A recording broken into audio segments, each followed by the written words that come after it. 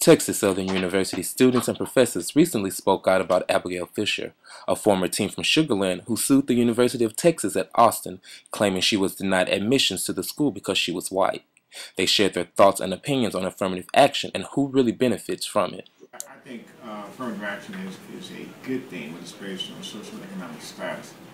I think race-based affirmative action tend to be fairly divisive and send mixed messages. Due to the systematic discrimination that a lot of African American students face in their primary education, a lot of people don't recognize that the standardized tests that are given to the students across the country are slanted and biased. You have questions on the exam, for example, that would say something like, well, if a little girl is on a boat and she counts 5 dolphins and 4 sharks, how many animals are in the water?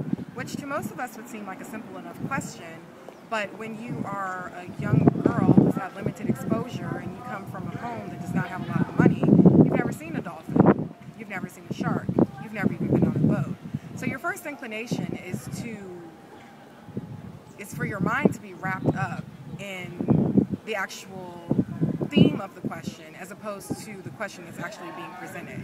You're getting distracted by the presentation of it as opposed to the substantive aspect of the question, which causes you to start daydreaming perhaps, and you never actually get around to answering the question or answering the question correctly because you're so distracted by these things that you've never really seen or heard of before. I believe that everyone should receive opportunities based on their own merits and their own work ethic.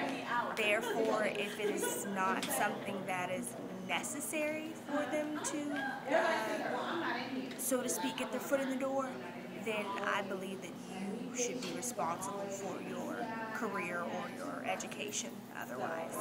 I think the Texas 10% plan is a good step in the right direction, where you consider a student's performance in school, GPA. Recently, Baylor College of Law accidentally released all of their information for the incoming class. And in scrolling through it, line by line, it had ethnicity, it had LSAT scores, which is the score that's required for admission into law school. It had LSAT scores and it had GPA requirements. And in scrolling through all that information, there was essentially no disparity between the African American students who were accepted and those that were not African American or minorities. So I think the notion that unqualified African Americans are the ones who benefit from affirmative action is incorrect. When you use affirmative action based on race, I know some people feel very strongly about this, but it tends to prohibit people from coming together who otherwise would have common interests in promoting an agenda for good and quality education. The Supreme Court has recently agreed to hear the case and is set to begin trial in late October.